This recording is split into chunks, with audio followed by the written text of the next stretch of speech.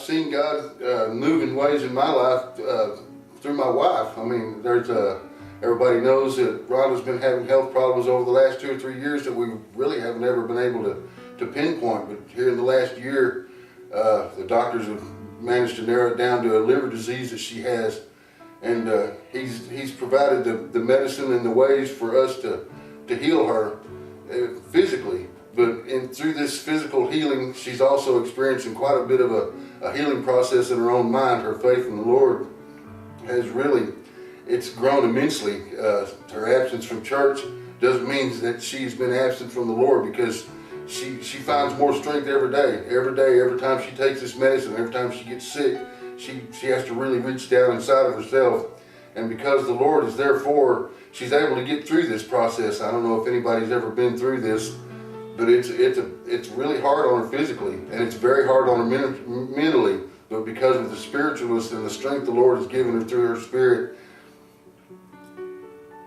both of us, it's been tough on both of us, but it's just amazing. And the people around us, the people we have in the church, so many people that have worked in our lives and shown us the love that the Lord has pushed in their minds to show towards us. It's an amazing thing.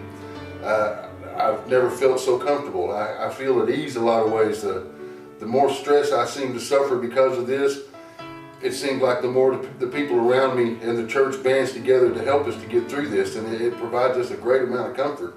And I'm thankful in the Lord for that, because of just the strength and the love that He shows. School, like His faith, like we wanted to do something to spread Him through our school, and so we had a prayer circle start. And about 3 or 4 weeks into it, we were told that we weren't allowed to do it anymore. But we just prayed about it, and we stayed strong, and we counted on each other, and we had faith that it would come through, and it did, and we're still praying. Okay, the last year was kind of a difficult year for us because of James having Alzheimer's, and it was difficult taking care of him, and we had to decide that maybe he needed to be in a place where he could be better taken care of. And it's difficult to be married to somebody for 55 years and they don't even know who you are. But you could be bitter that God caused this or allowed this to happen, but if you know God and know His character, I can't be bitter, because I know that God loves me and that He wants the best for you, and that He might bring grief, but He also is very compassionate with His unfailing love. And through this, I've felt a peace, because I know God's in control and He's God. He can do what He wants to do, and He doesn't owe us an explanation. But anything that we face, He is there with us. He doesn't abandon us and leave us alone.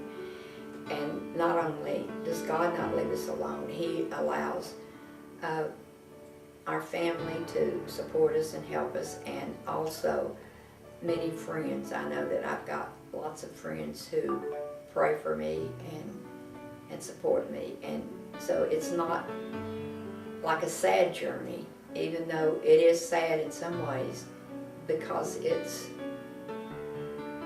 God's there, and He's always God's there. faithfulness throughout the last year of my life. Being raised in the church, but this year, some reason, He's really been more real to me, and He's just opened my eyes. I've been able to see God's faithfulness this year, especially in our family. I know that my God never changes. And that's what is so amazing to me, is the fact that He is constant in our lives daily. I know that the same God that gives me joy when I see my kids and the joy that I feel in my marriage is the same God that is going to give me strength and comfort and peace while we're dealing with cancer and the treatment that lies ahead for my mother.